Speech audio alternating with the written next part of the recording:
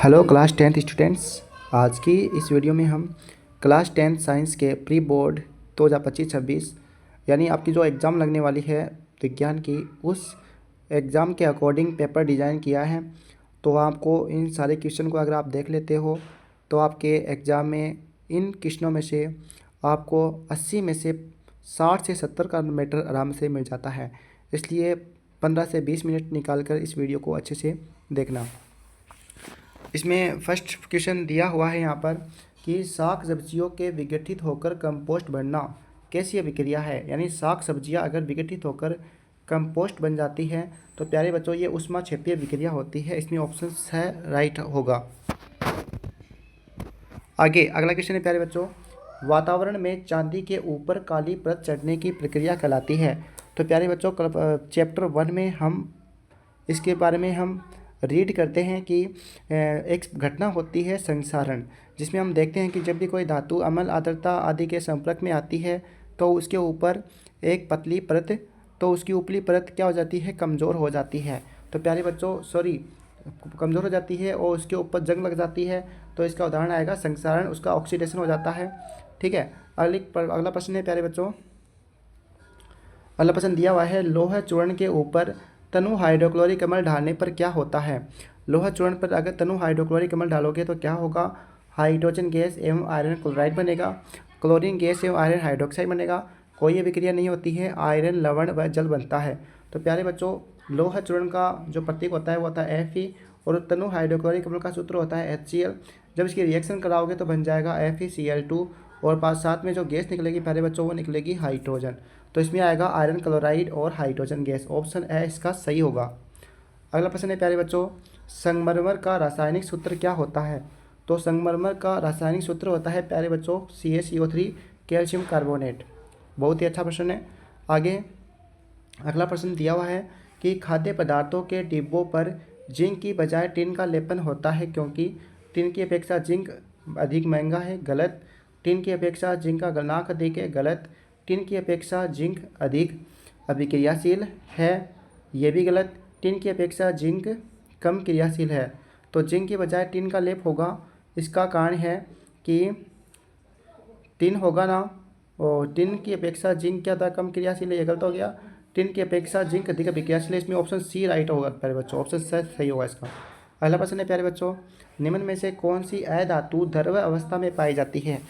आपको बताना है ऐसी कौन सी अधातु है जो कमरे के ताप पर द्रवावस्था में होती है। तो प्यारे बच्चों वो होगी ब्रोमीन। और अगर आपको पूछे कि ऐसी धातु का नाम बताओ जो कमरे के ताप पर द्रव होती है, तो प्यारे बच्चों उसका उत्तर होगा पारा। और प्यारे बच्चों पारा का जो प्रतीक होता है वो होता है Hg और इसी को बोलते हैं मरकरी। अगला प्रश्न है, विद्युत तारों की परस्पर वेल्डिंग के लिए कौन सी मिश्र धातु काम में लेते हैं। तो प्यारे बच्चों उस धातु लेते हैं सोल्डर, और सोल्डर बनी होती है लेड और टिन की।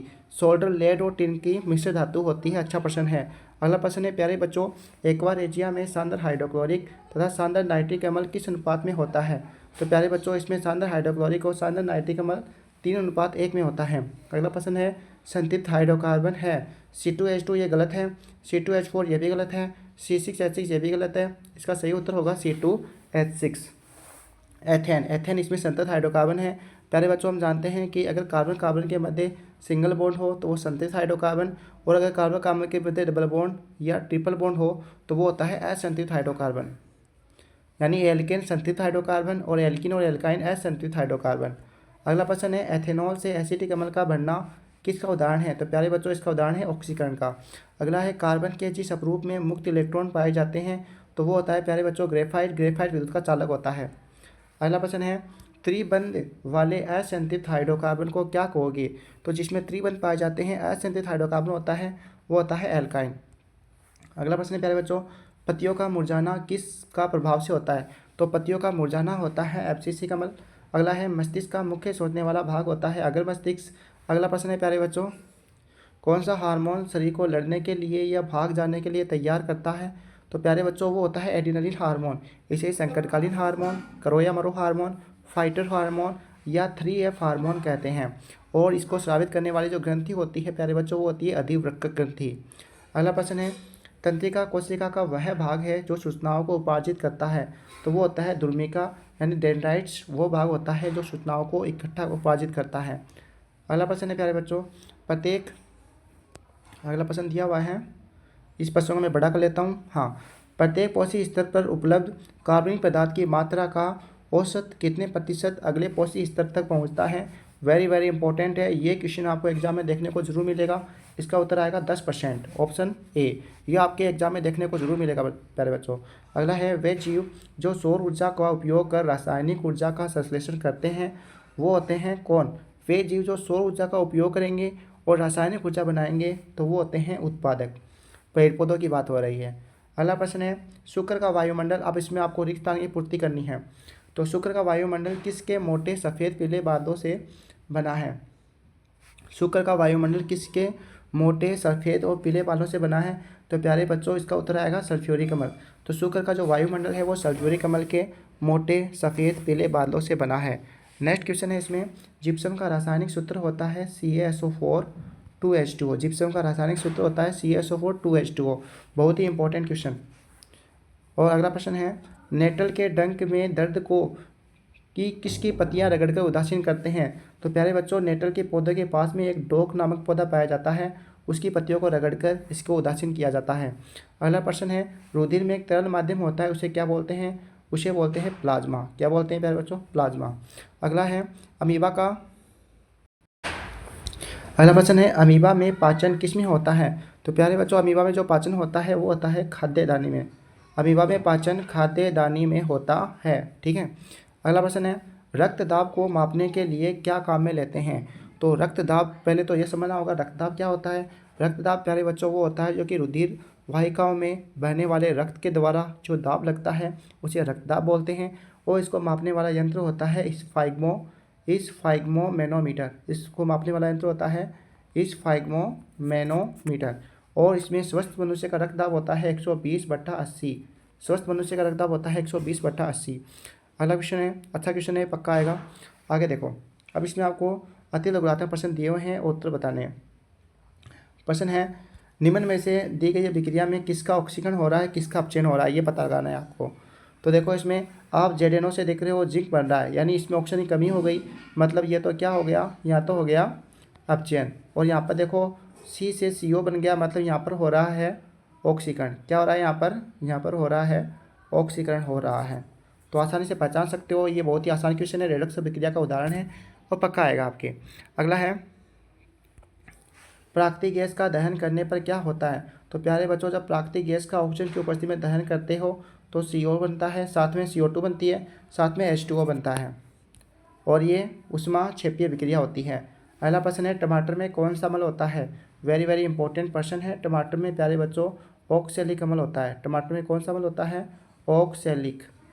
टमाटर में कौन सा अम्ल होता है, ऑक्सैलिक अम्ल होता है। अगला है, मिट्टी की अम्लता को दूर करने के लिए किसका उपयोग करोगे।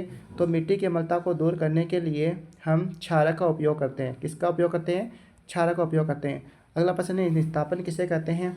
निस्तापन बोलते हैं अगर हम कार्बोनेट अयस्क को, निस्तापन किसे बोलोगे, कार्बोनेट अयस्क को सीमित वायु में अधिक ताप पर गर्म करने पर ऑक्साइड में बदलना निस्तापन कहलाता है। ठीक है। जैसे मान लो कि जिंक कार्बोनेट है, अगर इसको सीमित ऑक्सीजन की उपस्थिति में, सीमित ताप पर ऑक्सीजन की उपस्थिति में जो गर्म करोगे तो यहाँ पर बन जाएगा जिंक ऑक्साइड, प्लस में बन जाएगा CO2। तो इसमें हमने कार्बोनेट अयस्क को ऑक्साइड में बदल दिया है, इसको बोलोगे निस्तापन।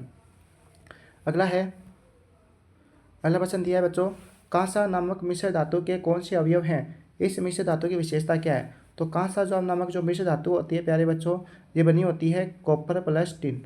कांसा नामक मिश्र धातु कॉपर प्लस टिन की बनी होती है। ठीक है।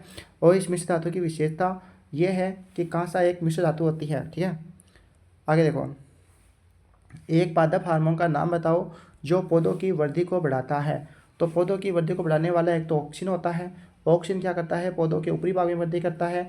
और एक जिब्रेलिन होता है। जिब्रेलिन क्या करता है, जिब्रेलिन तने के भाग में वृद्धि करता है। तो दोनों में से कोई सा भी लिख सकते हो। अगला है, केंद्रीय तंत्रिका तंत्र का मुख्य कार्य क्या है। इसने पूछा है CNS, केंद्रीय तंत्रिका तंत्र का मुख्य कार्य क्या है। ये हमारे शरीर के मुख्य भाग होता है और ये नियंत्रण और समन्वय का कार्य करता है। अगला प्रश्न है प्यारे बच्चों, कि हमारे शरीर में कार्बोहाइड्रेट, प्रोटीन और वसा के उपापचय में कौन सा हार्मोन नियंत्रित करता है। हमारे शरीर में कार्बोहाइड्रेट, प्रोटीन और वसा का उपापचयों को नियंत्रित करने वाला हार्मोन है आयोडीन। कौन सा है? आयोडीन हार्मोन है। अच्छा प्रश्न है।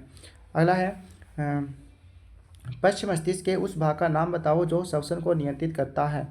तो वो कौन है प्यारे बच्चों? वो है मेडुला। कौन सा है? मेडुला है।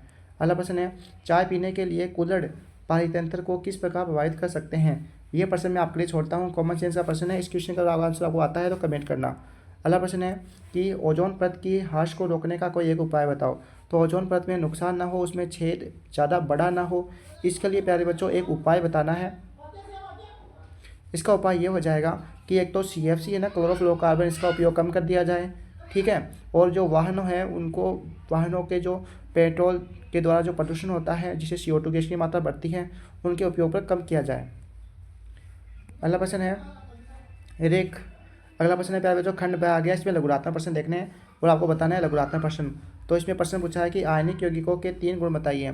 तो प्यारे बच्चों आयनिक यौगिक होते हैं, इसका पहला गुण तो ये लिख सकते हो कि आयनिक यौगिक होते हैं पानी में तो विलय होते हैं, लेकिन पेट्रोल डीजल केरोसिन में विलय नहीं होते हैं।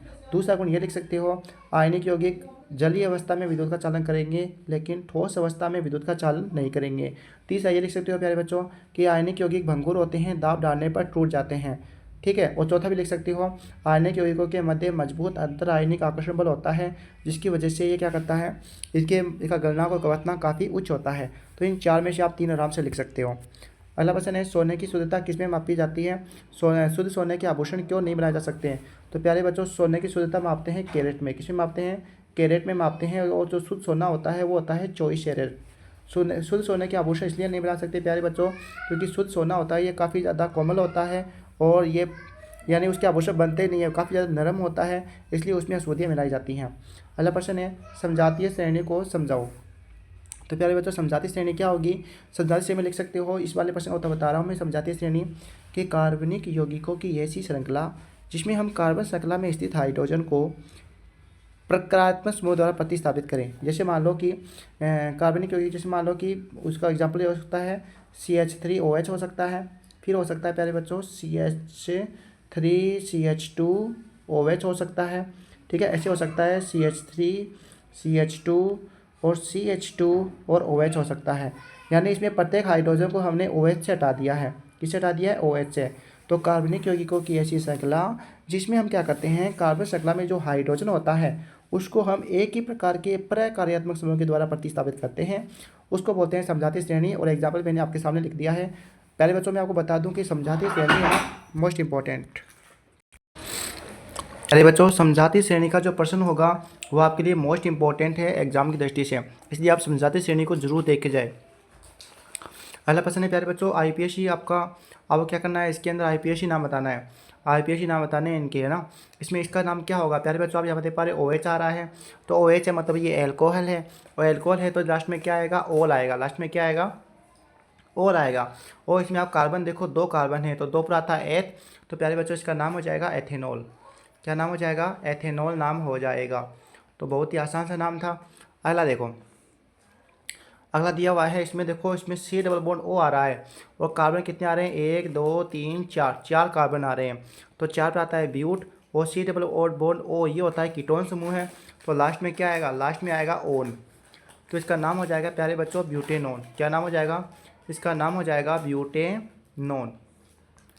ठीक है। तो मैं आपको फिर से बता दूं, आप IPSC नाम जरूर देख के जाएँ, आपको IPSC नाम से क्वेश्चन देखने को जरूर मिलेगा और आसान क्वेश्चन आएगा। अगला प्रश्न देखो, भोजन के पाचन में लार की क्या भूमिका है? तो प्यारे बच्चों भोजन के पाचन में लार की भूमिका यह है कि लार में एक एंजाइम होता है लार एमिलेस या टाइलिन, जो भोजन के जटिल अणुओं को सरल अणुओं में खंडित कर देता है, भोजन को लसलसा बनाता है, चिकना बनाता है, जिससे भोजन आसानी से अंदर निगला जा सके। अगला प्रश्न है कि दीर्घरोम क्या होता है, इसका क्या महत्व है? तो क्षुद्रांत्र की आंतरिक भित्ति पर अंगुली के समान प्रवृत्त होते हैं, उन्हें बोलते हैं दीर्घरोम। और प्यारे बच्चों दीर्घरोम होता है ये भोजन के लिए क्षुद्रांत्र का सतह क्षेत्रफल बढ़ाता है। अगला प्रश्न है कि मधुमेह को रोग से पीड़ित रोगी को डॉक्टर शुगर कम करने के लिए क्या सलाह देते हैं? तो वो उनको सलाह देते हैं, सलाह क्यों देते हैं? वो इसलिए सलाह देते हैं कि मधुमेह रोग से जो पीड़ित व्यक्ति होते हैं, पहली बात तो उनके शुगर हो जाती है, तो मतलब उसके शरीर में इंसुलिन हार्मोन होता है, वो कम हो जाता है, मतलब इंसुलिन हार्मोन स्रावित नहीं हो पाता है अच्छे से, और इंसुलिन हार्मोन की कमी से उनके शरीर में शुगर की मात्रा बढ़ जाती है। तो उनको शुगर कम करने के लिए डॉक्टर बोलते हैं, ताकि उनके शरीर में शुगर की मात्रा, शर्करा की मात्रा नियंत्रित बनी रहे। अगला प्रश्न है, पादप में प्रकाशानुवर्तन किस प्रकार होता है? तो प्यारे बच्चों, पादप में प्रकाशानुवर्तन एक प्रकार की गति पर आधारित, वृद्धि पर आधारित गति है। और इसमें क्या होता है, प्रकाश के अनुसार, प्रकाश के अनुदिश पादप का ऊपर वाला भाग वृद्धि करता है। जब आप किसी गमले के अंदर एक पौधे को रखकर उसको किसी खिड़की के पास रख देते हो जहाँ से सूर्य का प्रकाश आता है, तो आप कुछ दिनों बाद देखते हो कि पौधे के ऊपर वाला भाग है वो प्रकाश की तरफ मुड़ जाता है, लेकिन उसका तना और जड़ है वो पौधे प्रकाश से दूर की तरफ गति करता है।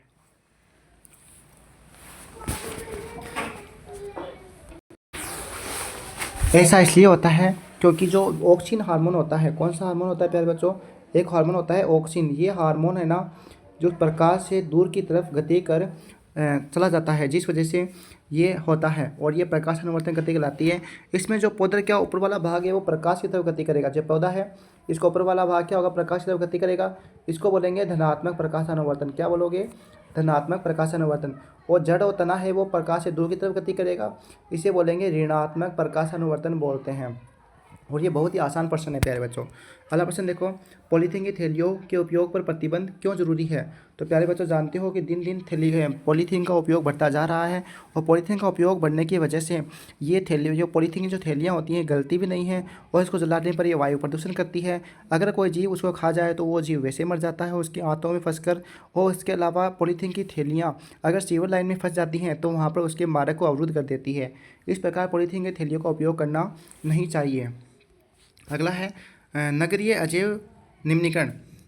अगले प्रश्न है कि नगरीय अजैव निम्नीकरण अपशिष्ट के निपटान में आपका क्या योगदान कर सकते हैं, किन्हीं दो तरीकों को बताइए। प्यारे बच्चों, अजैव निम्नीकरण वो पदार्थ होते हैं जो क्या होते हैं, जो सूक्ष्म जीवों के द्वारा अपघटित नहीं होते हैं, और जैव निम्नीकरण वो होते हैं जो सूक्ष्म जीवों के द्वारा अपघटित हो जाते हैं। जैसे मान लो पॉलीथीन है, तो पॉलीथीन सूक्ष्म जीवों के द्वारा अपघटित नहीं होगा, ये अजैव निम्नीकरण है, ठीक है ना। तो इन पदार्थों, और जो प्लास्टिक हो गया, प्लास्टिक भी क्या है, अजैव निम्नीकरण है। तो अगर आपको शहर में रहते हो तो आप उनका उपयोग कम करने के लिए क्या सुझाव दे सकते हो? तो आप इसे दो सुझाव दे सकते हो। पहला सुझाव तो ये हो सकता है कि आपको पॉलीथीन की बजाय कपड़े के थैले का उपयोग करना चाहिए। दूसरा सुझाव ये दे सकते हो कि प्लास्टिक की जितनी भी सामग्रियां हैं उनका रीयूज किया जाना चाहिए, रिसाइकिल किया जाना चाहिए।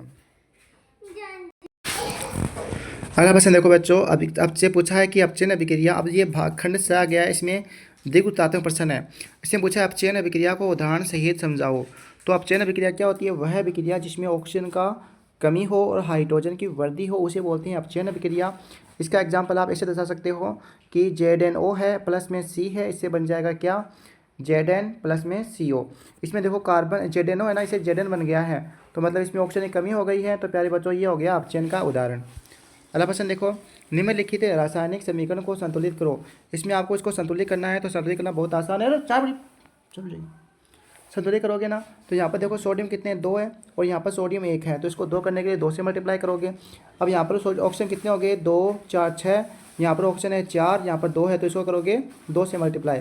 अब देखो 2 ऑक्सीजन 2 6 यहाँ पर हो गए, 6 यहाँ पर हो गए, और 2 ये देखो संतुलित हो चुका है, ये समीकरण पूरा संतुलित हो चुका है। आप इसको चेक कर सकते हो, और अगर मैंने गलत किया तो आप कमेंट में करके मुझे बता सकते हो। आगे देखो, अगला है निम्नलिखित अभिक्रियाओं को संतुलित कीजिए। इसमें देखो आयरन 3 है,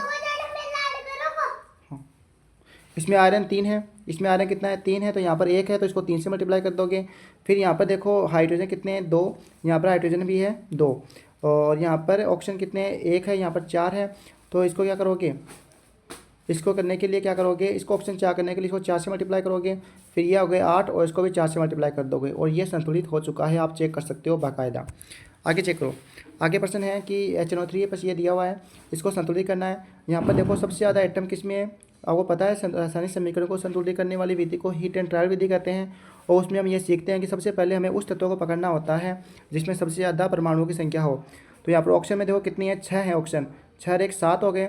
तो प्यारे बच्चों, अगर कोई विषम संख्या में संख्या आ जाए ना, तो उसके जस्ट बाद में जो सम संख्या आती है उस तो आप वो बनाने की कोशिश करो। तो 7 के बाद में सम संख्या आती है 8, आप इसको 8 बनाने की कोशिश करो। 8 कब बनेगा, जब मैं इसको 2 से मल्टीप्लाई कर दूंगा तो ये 8 हो गए। यहाँ पर देखो ऑक्सीजन कितने हैं, 2 3 5, अब ये 8 कब बनेगा, जब मैं इसको 2 से मल्टीप्लाई कर दूंगा तो ये 8 हो जाएगा। और बाकी आप इसको देख सकते हो, यह समीकरण संतुलित हो चुका है, आप इसको चेक भी कर सकते हो। आगे है द्विस्थापन अभिक्रियाओं को परिभाषित कीजिए। तो वह अभिक्रिया जिसमें अभिकारकों के बीच आयनों का आदान प्रदान हो उसे द्विस्थापन अभिक्रिया कहते हैं। अगला प्रश्न है अवक्षेप अभिक्रिया उदासीन की अभिक्रिया का प्रत्येक का एक उदाहरण दीजिए। तो अवक्षेपण अभिक्रिया का उदाहरण क्या हो जाएगा प्यारे बच्चों, इसका हो सकता है Na2SO4 है ना, प्लस में BaCl2। इसकी एग्जाम्पल कराओगे तो बन जाएगा BaSO4 और प्लस में बन जाएगा NaCl। तो यहाँ पर ये BaSO4 बनता है ना, ये ठोस बनता है, ये अवक्षेपण अभिक्रिया का उदाहरण है। आगे देखो, आगे बोला है कि उदासीन की अभिक्रिया का उदाहरण आसान सा है, HCl प्लस में लिखोगे NaOH और इसकी अभिक्रिया कराओगे तो बन जाएगा NaCl और प्लस में बन जाएगा H2O। ये इसका उदाहरण है उदासीन की अभिक्रिया का। अगला प्रश्न है कि जब लोहे की कील को कॉपर सल्फेट के विलय में डालते हैं तो इसका रंग क्यों बदल जाता है। अर्थात वाला प्रश्न है, तो जो लोहे की कील को कॉपर सल्फेट के विलय में डालेंगे तो इसकी अभिक्रिया होगी, देखो CuSO4 और लोहे की कील का सूत्र होता है, प्रतीक होता है Fe और बन जाएगा FeSO4 और प्लस में बन जाएगा Cu। तो प्यारे बच्चों आप जानते हो ये आयरन है ना, ये कॉपर से ज़्यादा अभिक्रियाशील है, जिसकी वजह से कॉपर सल्फेट का रंग है वो क्या हो जाता है, बदल जाता है, नीले से हरा हो जाता है। आगे देखो भूरा हो जाता है ना। अगला प्रश्न देखो, मिश्रण के निर्माण की प्रक्रिया समझाई चित्र सहित। ये मैं बात छोड़ रहा हूँ, बड़ा प्रश्न है, आप खुद कर लेना। अगला देखो, निम्न यौगिकों की संरचनाएं बनाइए। तो मेथेन की संरचना बनानी है। मेथेन में कितना कार्बन होता है प्यारे बच्चों, मेथेन में होता है 1 कार्बन और इसमें हाइड्रोजन कितने आ जाएंगे, 4 आ जाएंगे। मिशेल वाला मैं इसलिए छोड़ रहा हूँ क्योंकि मेरी वीडियो काफ़ी बड़ी हो जाएगी, इसलिए छोड़ रहा हूँ, आप कर लेना खुद। और ये बन गया मेथेन की संरचना। अगला है एथेन। एथेन में कितने कार्बन होते हैं, 2, पहला कार्बन दूसरा कार्बन, फिर यहाँ पर आप क्या भर दोगे, हाइड्रोजन भर दोगे और ये किसका संरचना आ गई, ये आ गई प्यारे बच्चों एथेन की। आगे बोला है बेंजीन। तो बेंजीन सबसे आसान है। बेंजीन में पहला कार्बन दूसरा कार्बन तीसरा कार्बन चौथा कार्बन और ये 5वां और ये 6ठा, ये बन गए। फिर क्या करना है, एक छोड़ कर एक क्या लगा दोगे, डबल बॉन्ड लगा दोगे। ये गलत हो गया, फिर से बनाता हूँ। देखो पहला कार्बन दूसरा तीसरा चौथा 5वां और 6ठा, फिर क्या आएगा,